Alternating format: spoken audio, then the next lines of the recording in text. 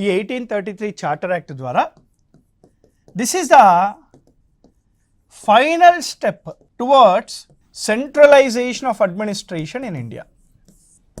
అంటే భారతదేశంలో first step of centralisation అంటే 1773 రెగ్యులేషన్ యాక్ట్ అని అంటారు.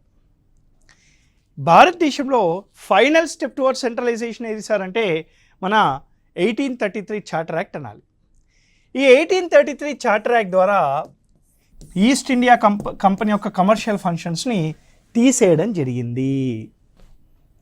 అంటే 1833 చార్టర్ యాక్ట్ ద్వారా ఈస్ట్ ఇండియా కంపెనీ అనేది purely political or administrative body మాత్రమే. ఇంకా ఈస్ట్ ఇండియా కంపెనీ అనేది కమర్షియల్ బాడీ కాదు.